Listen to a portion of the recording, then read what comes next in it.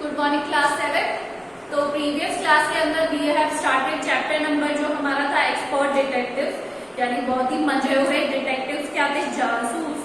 और जिसमें हम पढ़ रहे थे जो निशाद और जो उसकी सिस्टर थी माया, जो कि उसको देखकर बहुत ही ज्यादा क्यूरियस हो गए थे मिस्टर नाथ को, वो स्टोरी हम पढ़ रहे थे।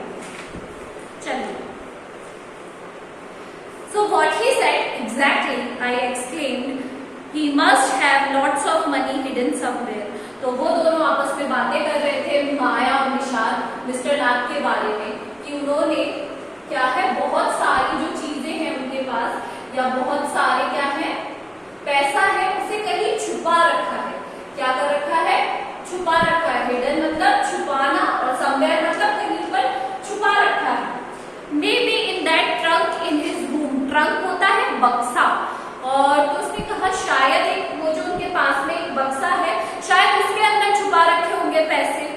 It is probably full of silver, gold and jewels in it. और वो दोनों आपस में बात कर रहे थे, शायद उसमें सोना हो सकता है, शायद उसमें चांदी की चीजें हो सकती है, या फिर उसके अंदर और हीरे जवाहरात हो सकते हैं। और प्रोबेबली का मतलब होता है शायद। प्रोबेबली का क्या मतलब होता है? शायद। फिर है व्हाट रबिश। तो उसने कहा क्या बकवास है ये, what rubbish. Nishad interrupted. Interrupt करना होता है मतलब बीच में बोलना। इंटरप्ट करना क्या होता है?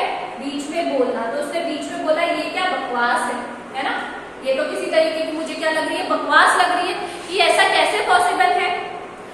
I know I am right stupid I told him. तो माया ने उसे कहा तुम तो बहुत ही ज्यादा बेवकूफ हो, मुझे पता है कि मैं क्या कह रही हूँ, एकदम सही कह रही हूँ, जो भी मैं कह रही हूँ that is right. By the way 7 did you see his scars. आपको पता है कि निशाद को क्या कहा जाता था, 7 कहा जाता था, क्योंकि वो 7th नोट पर था, जो म्यूजिक है उसकी। तो उसने कहा क्या तुमने उसके जो गाल पर जो स्कार है, स्कार मतलब होता है निशान, स्कार मतलब क्या होता है, निशान, वो नोटिस किए हैं, निशान स्कार्स नोटिस किए हैं। I could not, it was too dark. नहीं, मैंने वो नोटिस नहीं किए, क्योंकि बहुत ही ज्यादा क्या होता, अंधेरा हो रहा था। But I bet he got them during a shootout with the police और समथिंग। बट मैं तुमसे शर्त लगा सकता हूँ कि वो शायद स्कार जो निशान है, वो या तो पुलिस के साथ कोई मुठभेड़ हुई होगी, तो शूट आउट हुआ होगा, गोली गोली चली होगी, उसके कारण उनके चेहरे पर इतने सारे क्या है, या बॉडी पर इतने सारे क्या है, scar. Mummy told us quietly clear that were burn scar, Nishad said firmly. Nishad ने गुस्से में कहा कि हमारी जो मम्मी है, जो उसकी डॉक्टर थी, उन्होंने ये हमें बताया है कि उनके जो निशान है वो बर्न स्कार्स है। बर्न मतलब जलने के स्कार्स है ना, किसके निशान है, जलने के।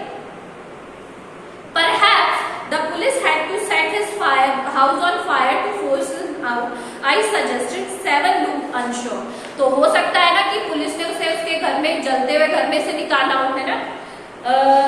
Perhaps का मतलब होता है शायद, है ना।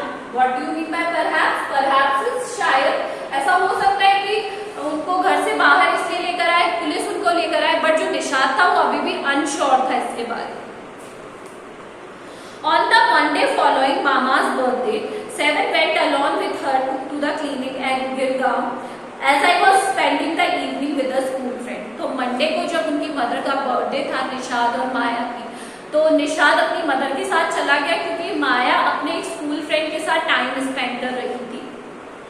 When they returned, जब वो वापस आए, Nishad told me he had been to see Mr. Nath. Nishad ने मुझे बताया कि वो मिस्टर नाथ से मिलने गए थे। किससे मिलने गए थे?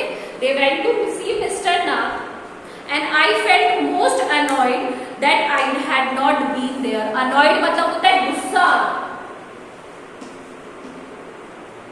और जो माया थी उसे बहुत ही ज्यादा क्या आने लगा, गुस्सा आने लगा, क्योंकि वो वहां उनके साथ नहीं जा पाई थी।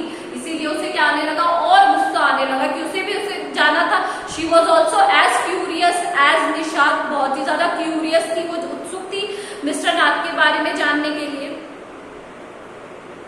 7 had been quite upset.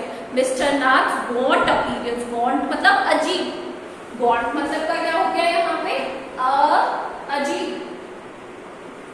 तो जो निषाद था वो बहुत ही ज्यादा अपसेट था मिस्टर नाथ के ऐसे अपीयरेंस को देखकर and was sure that he was starving, और वो इस बात से बिल्कुल श्योर था कि वो क्या कर रहे हैं, स्टार्व कर रहे हैं, यानी भूख से मर रहे हैं।